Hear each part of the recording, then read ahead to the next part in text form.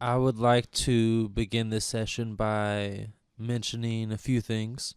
This is the first recording in about a year and a half, and also time isn't real. Um, Also, this is the first in a series that I'm going to dub Novelty because this is an elaborate trip report based on some psilocybin tea ingested a few days ago, and I want to hear all about it. And I have a lot of questions, and I want to let you do most of the talking, but I just wanted to get that out of the way. Okay, so I was having a really good morning. Uh, I was out all night having fun, free in the night sky, and so basically I made it back home around maybe like 4 in the morning, and I'm at home realizing I'm not going to sleep tonight because the vibes are high. I'm having a great time. I'm just excited about all of the art that I was able to work on, all of the like music that I enjoyed. Like it, just the whole experience was a vibe. Just me being out riding my bike, and basically when I'm at home this morning, I'm like still partying.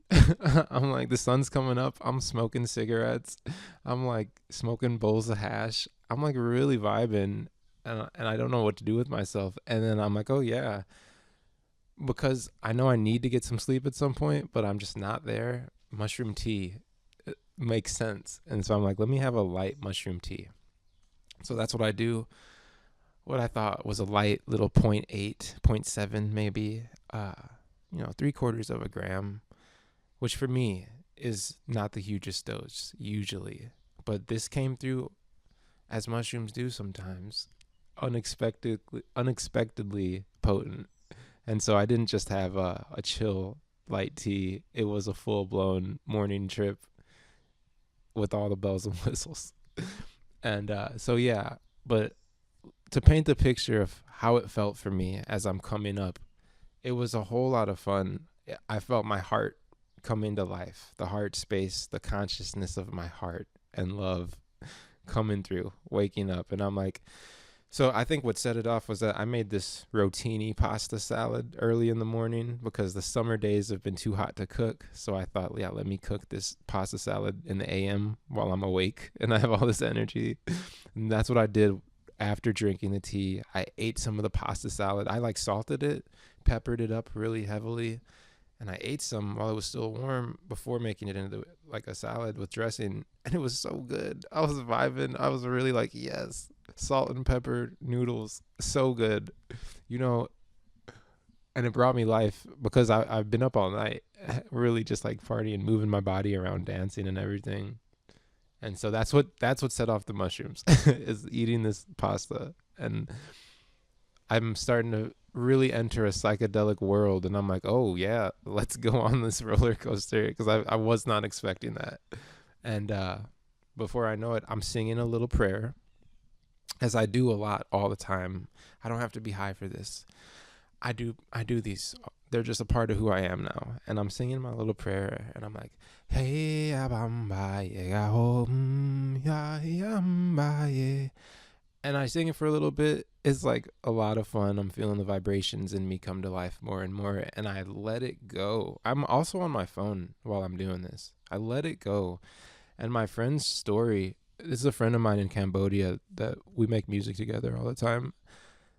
We've been working together a couple of years. We're getting to know each other better.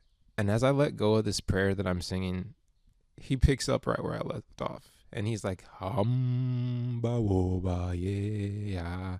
And it was just like so structured to the similar tone, frequency, style, carelessness, effortlessness, like playfulness. It was just so funny how he just like picked up perfectly where I left off.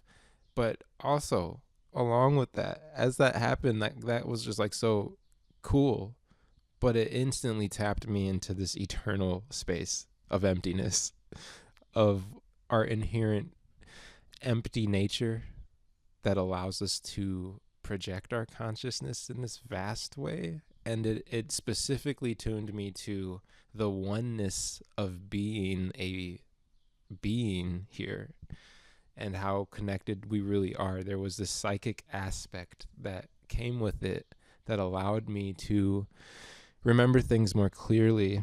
And I was able to remember certain messages that he'd shared with me over the years, just small things as we worked together that I didn't really fully hear from him. Like, I read them, but I didn't really fully hear and understand them until just now, in this moment where I kind of psychically tuned into him and I could see what he was sharing with me, what he was saying. There was even simple times where he'd say things like, "Don't forget about me, bro." And I didn't see what he was saying. And then now I could feel it because I was really the information itself in that space. But it tapped me into that emptiness with him. And I didn't just stay there. I left that space of communing with him, and I started to commune with other people in my life in a very similar way, where the oneness is the technology here, and understanding our connection is a bridge. And so it felt like the mushrooms were really bringing this through for me in a very new way, which was just beyond exciting. But it drove home a lot of the theory that I've had in my life about this kind of stuff. And it drove home some of the very elemental ideas in things like Buddhism that are about the emptiness and allowing yourself to be so full because we're empty, and how that paradox kind of plays out. It gave me greater insight into that, and so I was really thankful for that. But I forgot this story keeps going. So later on in the day, I've slept after the trip. I had a nice 4-hour nap or whatever, and I had dinner, and I was a completely different person at this point. This was 12 hours later, if not longer. The same kind of experience presents itself where I'm watching a video of a friend of mine.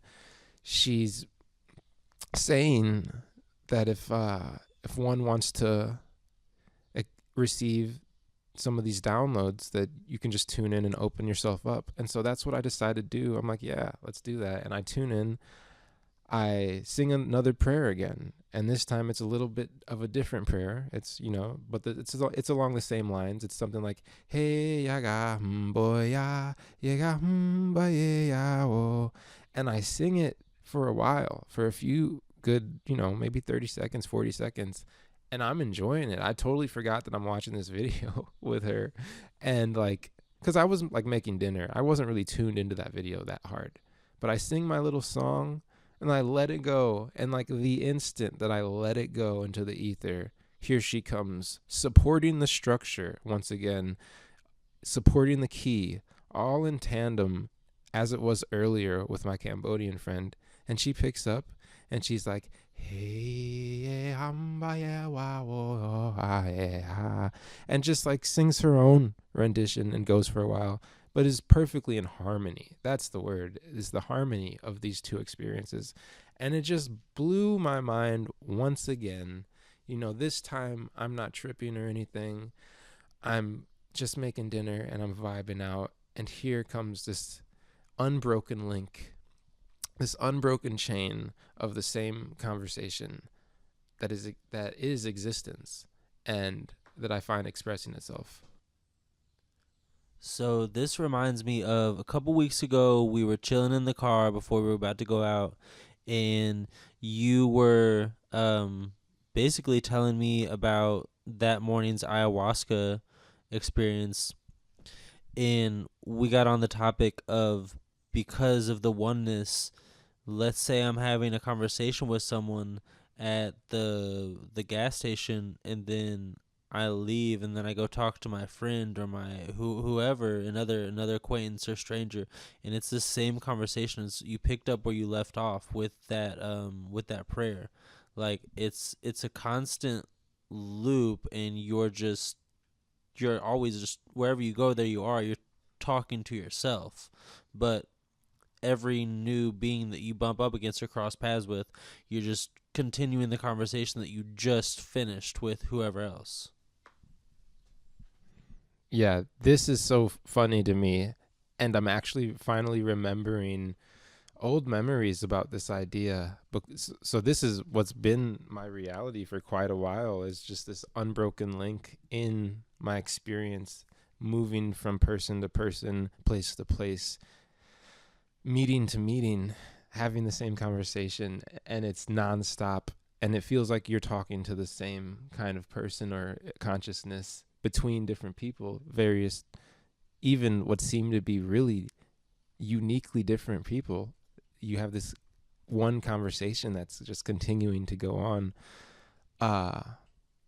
I realized a lot of things about this, and from the physics perspective, I think I'm beginning to realize it's got to do with our definitions around how we interface with reality, and that if we can allow ourselves to stop weighing everybody differently and stop defining, the teacher or the lawyer or the gas station attendant or the street sweeper, if we can stop putting these definitions on people like they are different things, the more you start to experience this like unbroken conversation, and it comes into your life a lot. I've learned how to load it into my reality to various degrees and how to break it back down, and it all has to do with definitions and beliefs. You can really play with it. But what I remembered just now as you were saying that was that I was younger when I first started to catch on to this idea, and I was reading something on like a shroom forum. It was like on what I think was the Shroomery, and I can't remember exactly how the person expressed themselves, but they were like, lately for me, it's been trippy because I just feel like everywhere I go, it's talking about me. I was like reading it and seeing it more as a paranoia experience for them. But now that I've been through both paranoia and non-paranoia type experiences, I don't see it that way. I see them as talking about the same thing we're talking about here, where they're like, everywhere I go, it's just talking about me. The TV's on, the radio's on, what people around me, it's just talking about me, everything. And it's like playing jokes and talking about jokes. That's what I read in this forum. And that I ended up experiencing that a few years later myself. I had that experience for months on end, where it was literally like 3 to 4 months on end, where I just felt like I was living inside of the Truman Show, and everything in my reality was speaking to me, about me, through me. It felt like it was talking through me more than anything, even if it was just random like shit on the TV, on MTV. That is where physics started for me, because I didn't understand things and I was confused during that period. But yeah, to bring it back home, right now in my life, I've learned how to command this conversation, let it go, and let it drive. But also, when I say command, you can only command it by being in a state of surrendering. It's not something that you choke. It's not something that you hold on to or cling to. It's something that you have to allow, right? So, and when you talk about surrender and allowance, that brings me to the next highlight of your trip, which was visualizing patterns and even entities in leaves. And then in parentheses, I have the tree's consciousness helping to transmit, and these other beings, if you will, can express themselves to you. yeah. So this was a really fun visually. But this isn't new for me. I've had a lot of expression from the trees coming through in my life, where I look outside, I'll see a letter in the trees, like an E in the trees. And I'm like, oh, that's a cool little E. So I'll take that, I'll play with it, I'll flip it around, But so today, instead, I did see plenty of like letters and words and pictures, paintings coming through the trees. But eventually there became a point where just it's very DMT like in nature, where you have these like accidental run-ins with beings. But this was a new kind of one for me, where the tree was a host. Basically, the tree was allowing and working in tandem with conscious beings and elements to allow these other fractal entities to kind of project their consciousness into the tree. And so for me, it looks like the tree is showing me the picture of what these beings look like, where their emotions are, how they're expressing themselves, just their overall state, what they're trying to share. And this was crazy because I'd never to such a degree so vividly seen these different kind of beings coming through to talk to me. And I don't mean speak with language. This was all very telekinetic. This was all of the mind. And it's a practice, it seems. It very much so seems like they're using this tree to practice this kind of communication with me. And the sense of awareness that I was perceiving was that they were kind of showing up as if they expected me to be doing a practice of communing with them. And I cycled through hundreds of different beings and various different poses or movements that they would share with me, and all so varied, some so very similar, and things that I could easily connect to, and others that were more alien and novel to me, but I could still understand was a fractal being coming through to partake in this experience. It was just wild. And I was looking at the trees for a while. What was crazy, before this happened, I thought I might have been coming down, and that just certainly wasn't the case yet. Not at all. As this wave hit me, I was lost in meeting all of these new entities and seeing all of these new expressions of what it means to be a being. And they were showing me new emotions that I didn't actually have references in my mind to connect with. So it was all very new feeling. And then we cycle into some of what I would define as fears in myself. Old fears came up to the surface. And they're not too old. They're just a few years old. Fears that I held with me, though, of paranoia. For whatever reason, I must have thought that they served me back then. But so as these fears come up, the quality of the beings in the tree change. And it gets to a point where I'm looking at this guy, and he looks like if Dale Gribble from King of the Hill was just a Fed. And it's like Dale Gribble in camo as a Fed, and he's on a fucking walkie-talkie. And he's just staring into my soul and really testing me. It really felt a whole lot different than any of the other beings because it was a fear-based feeling. And I see, this is like an illusion test, basically, just to see what I'm going to put my focus on. And so in that moment, I'm like, oh, that's beautiful. My fears came through to really paint a beautiful, vivid picture for me so that I could see if I want to hold on to it or let it go. And so I decided to let it go. And just like that, I'm cycling back into more positive, light-spirited beings that are showing me more expressions of fun rather than Fed expressions. And that was just the strangest experience, but I had to look at it because it shocked me. And I was like, what the fuck? So I really understood now when we have people using things like, people that are on stimulants like coffee. I meant to say cocaine, like cocaine or like meth. You hear them talking about people in the trees. You hear them talking about the cops are in the trees. Well, I get it. I understand what they're seeing because they're there. They're fucking there. Everything's everywhere. And so it's about how you're tuning yourself with your fears and learning how to use physics to understand physical reality. So it's a fractal game. It's all based in your consciousness and your belief systems, definitions, and they create the math that help you perceive these things here. And that's kind of the lesson I'm getting from the trees and my other studies as they combine. This was a mind-blowing awakening, not because I met beings. I do that all the time.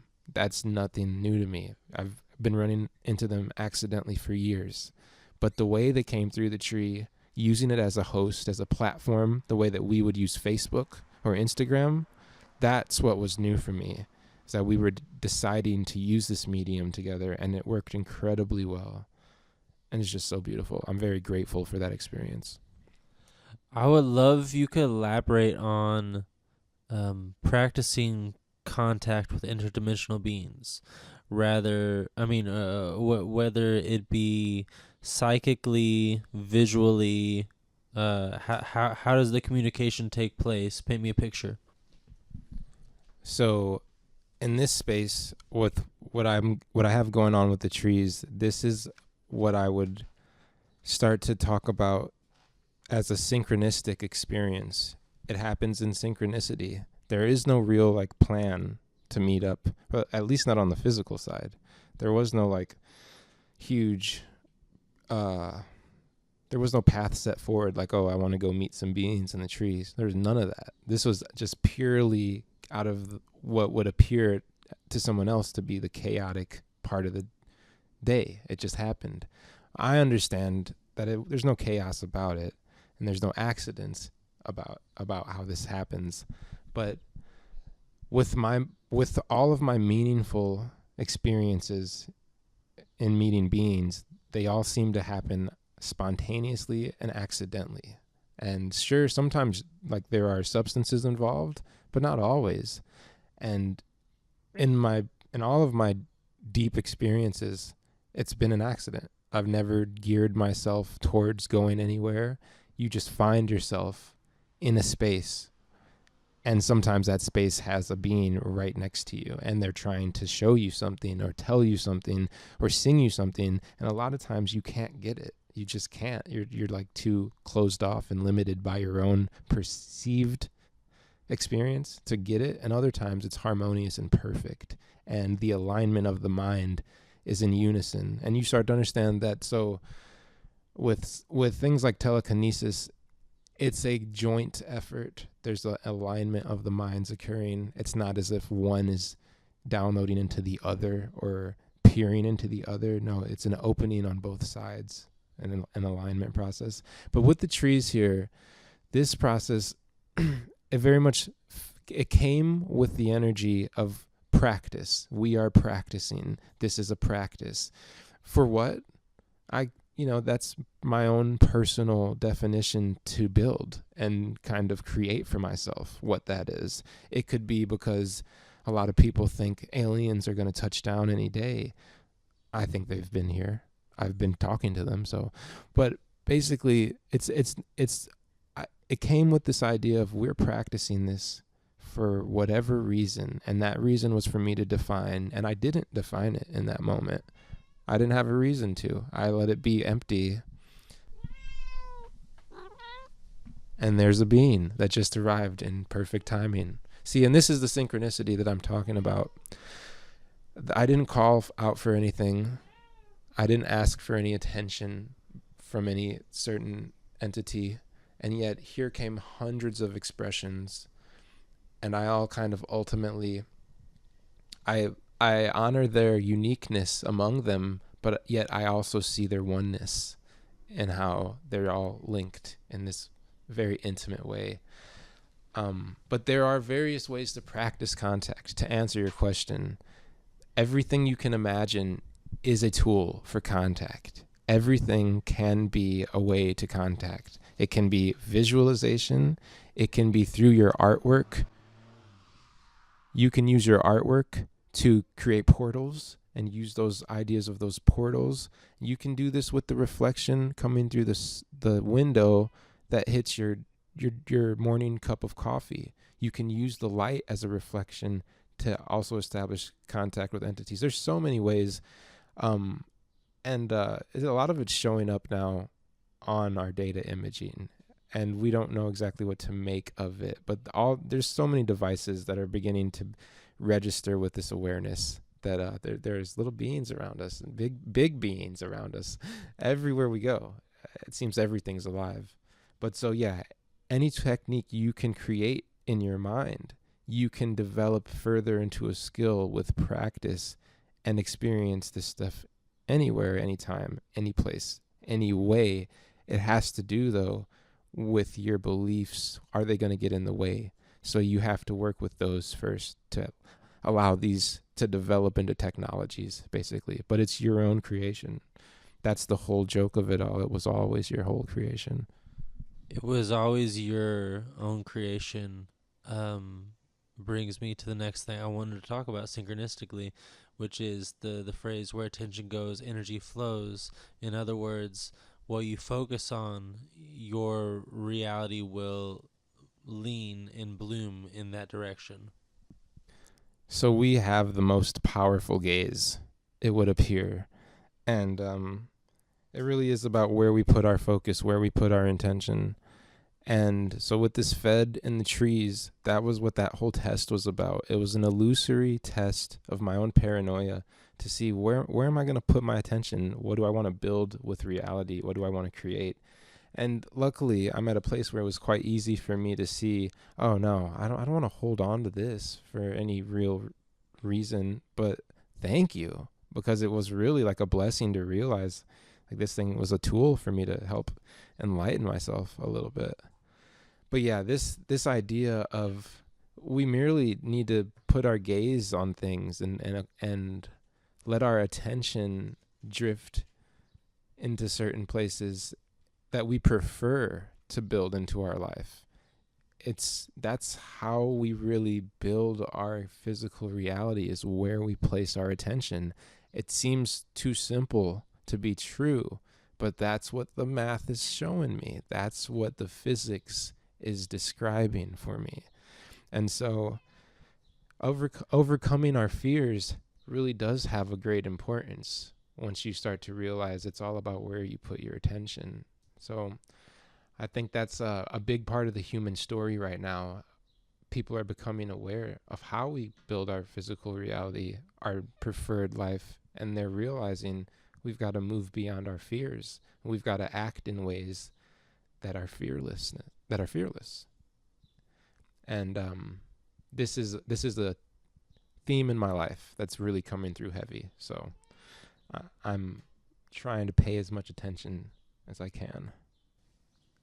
Can you break down your personal experiences, whether like if they start as a child or through psychedelics or meditation, or in what ways have you experienced clairvoyance, and can you explain what that means to you, if it holds any meaning?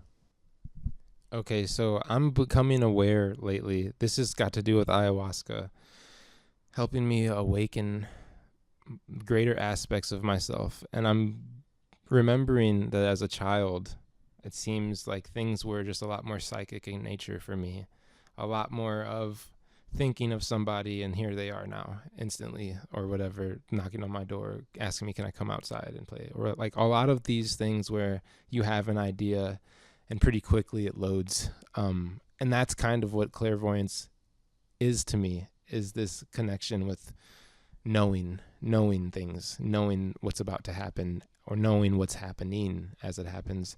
And so I lived a lot of my childhood in this space. It was easy for me.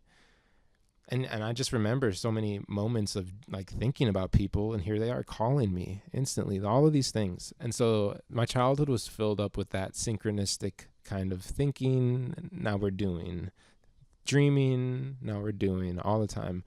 And I didn't have that a lot in my early adult life. I guess I moved away from believing reality in this particular way. As I have done more ayahuasca lately, more DMT, more psilocybin in the last couple of years, I'm awakening this skill again in my adult life. And so what clairvoyance means to me now is it's your understanding of, for lack of a better word, oneness, or maybe unity, or co-creation.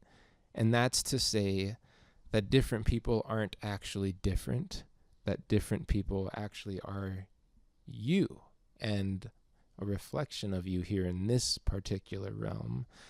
But you learn to communicate with them much more effectively, in that you no longer need to text somebody ever. You really start to understand you don't need to call them on the phone even. You begin to understand how to speak to people through yourself in any given moment, anywhere, any way. And to be clairvoyant a lot of us talk about this idea of the internet. It's like the internet, and that's actually what the internet is. It's not outside of us. It's inside of us. You can learn how to use this internet the same way we use the internet. It's the same kind of approach of, oh, hey, I want to get a hold of somebody. I'm going to use their email. Only using this much more focused system, you realize, oh, hey, I want to get a hold of my best friend. Hey, best friend. And you just say it. And the technique, though, is the combination of believing what you're doing, of believing how this thing can work, but also the other side is doing it in alignment with that belief. And so these two parts of the coin make for a very effective technology. And there's actually another element of this. As you do these things, you also have a space of letting go and of not being attached, of allowance. So you speak to people through yourself and you don't cling to it. And the next thing you know, you're hanging out with them. Sometimes maybe they came by your house, but oftentimes you go on with life and you run into them synchronistically wherever you are on your journey outside. And so I've begun to understand how easy this thing works, how effective it is. And for that reason, I now use my phone less. I turn it on airplane mode all the time. I don't use my phone as much as I can. And I also don't use my computer for communication as much as I can, because it's easy for me now to understand how physics actually works. We can tune into our shared channels. And that's what the clairvoyance aspect is for me. It's awakening these different layers of shared channels, because there's various ways to do it. But this idea of doing it through yourself, the internet, is one very focused way that I'm aware of, that I do all the time, and that works for me. And even with people that don't believe in it, I have people in my life that will fight me on this idea and that are like, you are crazy. Yet when I use it with them, they text me to call me crazy. Like it doesn't miss once you become skilled with it. But on the road to being skilled with it, there are many bumps. So it really is kind of a practice and a mastery that takes time, but it's not difficult. It's just something that if it's relevant for you, you take time to do. And yeah. So that's general clairvoyance in my view, but there's so many sublayers to it. There really is no limitation. We can take this idea down any other road, because that's how free we are to express with each other, basically. In regards to this mushroom tea experience, what can you tell me about the purr? So this was incredible.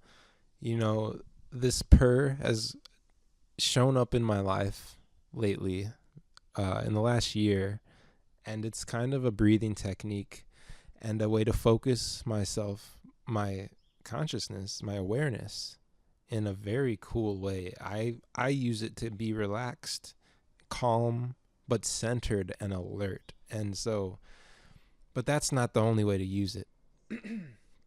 This purr is an unlimited technique. It's a frequency you begin to craft for yourself. And without giving you the whole story of it, I just wanted to give a little context into what it is, because it came through very differently after I had this tea, in that not only did I purr in ways that I have previously, but it became so interdimensional, and it felt as if there was a depth and a quality of connecting to other realities that I had not previously been aware of. And it feels very atomic, in that if you can picture the atom with the loops of electrons, bursting in their ordered way, it's like that, only on a billion, where the purr becomes its own frequency domain, and there are infinite loops and infinite connections of twists and folds and bends and holes and just quantum elements. It's really unlimited, and I'm starting to realize your mind can create this thing and further it.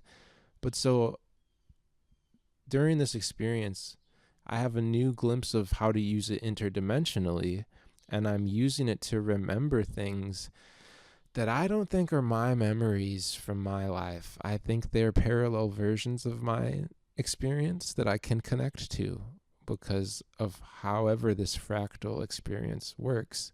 And so that was the real enlightenment using the purr that day, was that I was able to see into parallel realities that are close and that are relevant for me to understand as they relate to me as a greater being. And so that's what I did. I relaxed and I kind of traveled with this purr. And before I knew it, I was leaving my body behind, which I do. This isn't new for me. It was just so much more shroomy in that it took me to a new domain of things where I was in non-physical reality now, untethered by my body. And I find myself realizing I'm not stuck here. I can just leave. I can just decide to go. And so I do. And in comes a new experience of a non-physical reality, a little different. And I leave that behind as well. And I continue to play this game of showing up in this space and realizing I can let go and be somewhere else, I guess, as a joke. But I can let go and reform in a new, different way. And so I played that game for a while, and then before you know it, you effortlessly are opening your eyes and you're back in your body again. You're there, and then we're gone again because we let it go. And it's a development of this other skill now of kind of traveling with your own frequency. But it makes me realize we are not tethered. We are not stuck. We're not imprisoned by a cage that we call the body. It's not anything of the sort. We can leave it behind and leave it behind and leave it behind some more, and then just open our eyes and be back. And that was a whole lot of fun, but it was really speaking to me and letting me know about the liberation that's possible here, the freedom that's a part of our nature, apparently. So cool. The freedom that's a part of our nature, that makes me think of how you create with your imagination. What can you elaborate on that? So it's been getting a lot more easy for me to share this stuff with people because this is a part of my daily work with the physics that I am always studying, and I'm just generally fascinated by. And it's not all that advanced in my perspective, but as you begin to study physics from a very ground level, there becomes points that keep showing you in the creation of physical reality for any particular person, there is a lot of imagination used. There is a lot of creativity used. And in very simple ways, just about thinking about the lives we want to live, the day-to-day experiences we want to have. What do I want to eat today? What do I want to do today? How do I feel today? Who do I want to be with today? All of these what seem like smaller ideas are actually filled with our creative imagination. They're full with it, in fact. And we can charge it up by being even more creative and being more active with the thought process. But these are actually what creates our physical reality. And it's becoming more apparent every day. But it seems there's a mathematical structure behind it that we can point to and understand how it kind of develops. And so more and more of that is what I'm learning. But with the levels that are higher, now moving beyond the simpler levels, with the levels that are higher in physics, as you start to really get more complex, it's all imagination. It's all creativity. It's as if you don't have the skill to imagine, you'll just be stuck asking, what do I do next? Where's this going? What's out there? But you can continue to learn by creating And that's a huge revelation. And it's not a little one.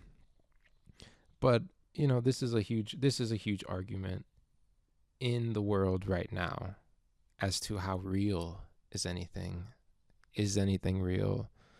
Or is it all nonsense? Whatever. Those questions, they begin to be meaningless to you as you develop the skills and understand and kind of know how you're creating your reality. But so at the levels where you begin to load realities faster and quicker and have ideas of what you want in life and begin to attain those, you start to realize a huge part of the mechanism is your ability to have a creative imagination, and once again to act on those things, and once again to let go of those things. It's this beautiful combination of creating in your mind, acting alongside that creation, but then not clinging to it, not expecting anything of it, letting it go.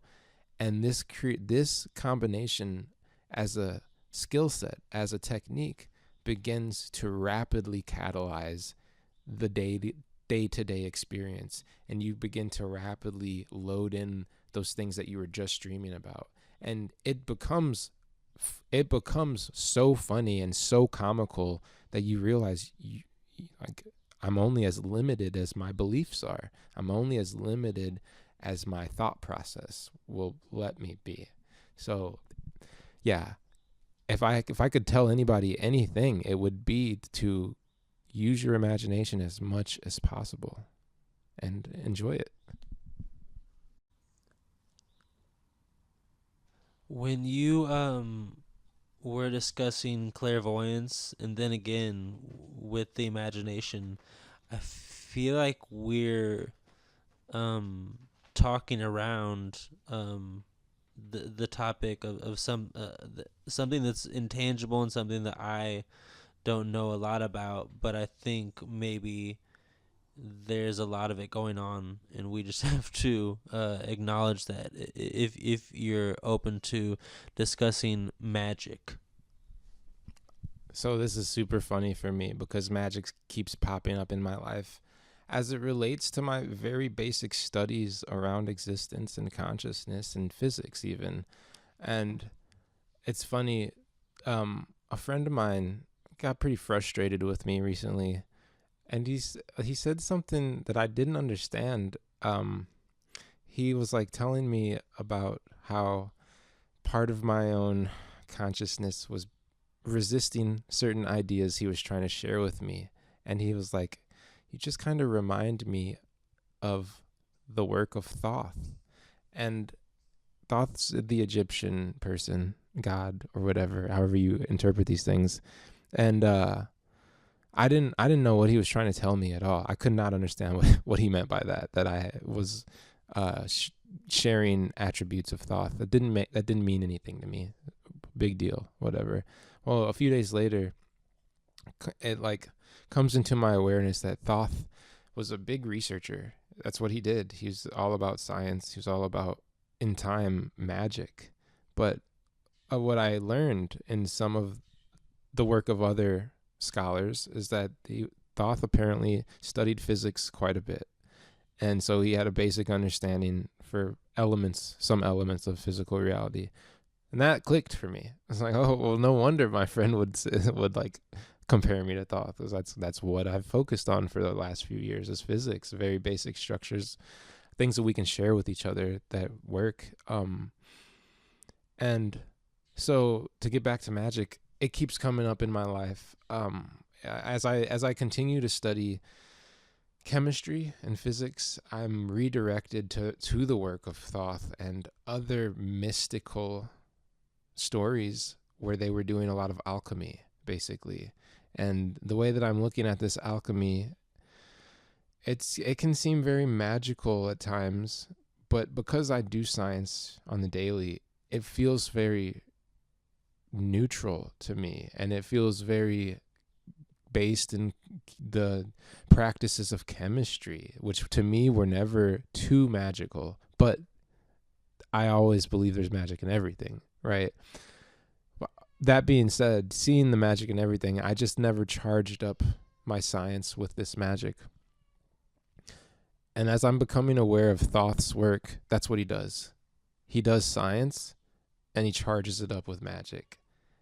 And what that means is different to every person, right? And so when we're discussing things like magic in this contemporary world, we have to kind of all come together and find a definition that works for us all, because it's way too loose as it stands just in existence. It's just one of those things. It's an interpretation. So it's hard to talk about it.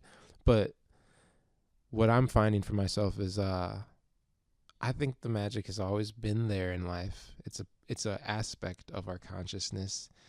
Whether you believe in it or not, you still kind of engage with a form of magic. That's my kind of take. And I'm not going to go too deep on it. We will, though, in time. But to wrap it up, I'm finding that others could look at my work in chemistry and say that I am magical. And I wouldn't necessarily disagree with them, even though it was never my intention to.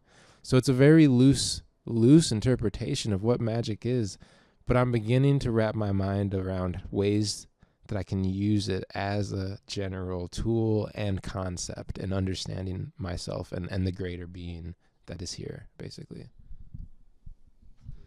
When you say using it as a tool, that makes me think of practicing magic, and that's actually where I wanted to dive into, is the methods, which from my basic understanding are having your beliefs in that your imagination creates your reality, and then setting an intention. And what you touched on also is letting go, and then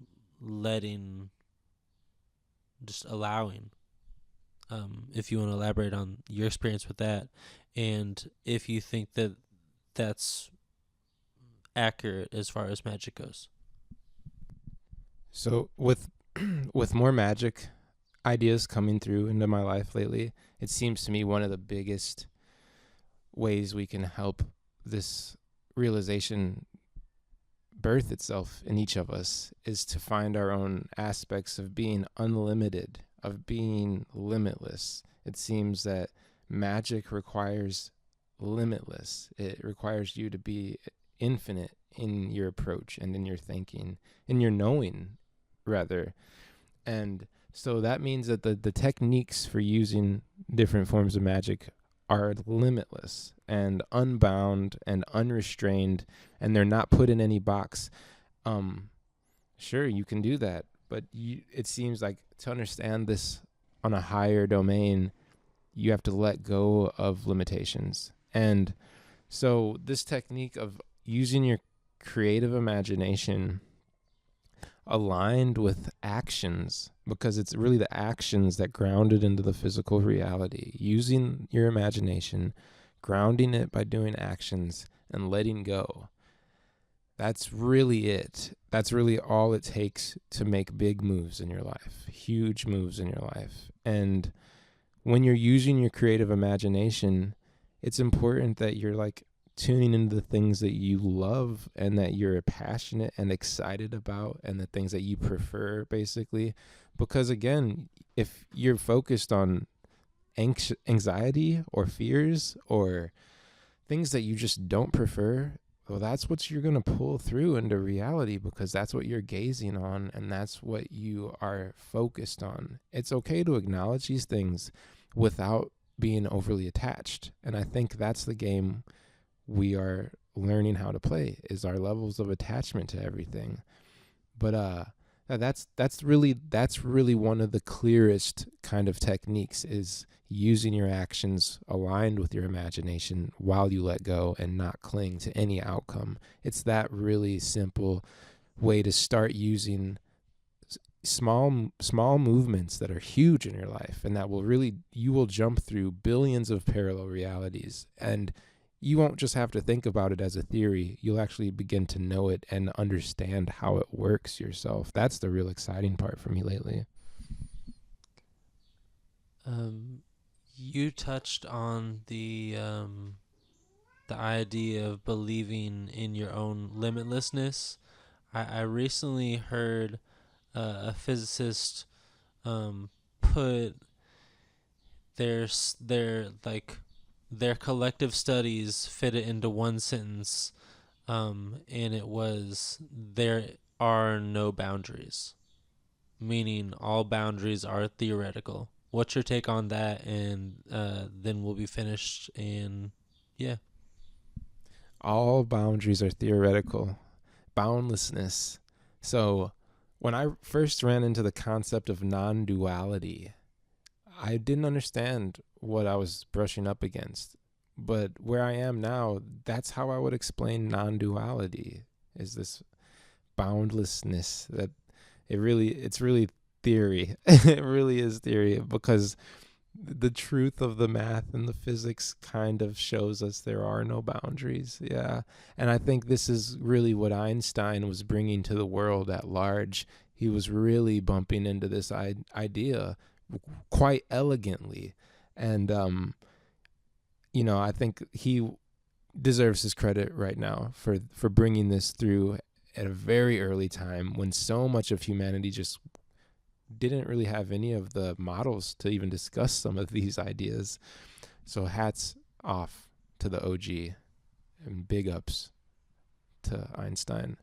But to drive it home for myself, that's what I'm coming to terms with, is that it seems the boundaries are quite silly, but also sacred, but yet very theoretical in nature and not all that solid, at least not in the ways that we grew up thinking. They do have structure. There's a structure here, though, and that's what I aim to really uncover for myself with my practice of studying physics.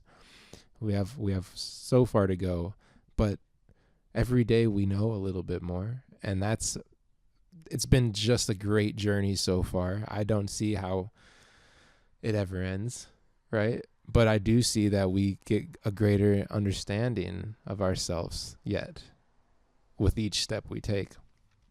So I've got to give a nod to that idea in general, because limitless, boundless experience is a huge part of my life right now. And it's helped me open up my heart, actually. That's the practical part of it, is that it's helped me open up my heart, quiet my mind, and experience greater joy, not only in my private moments, but especially in my social moments.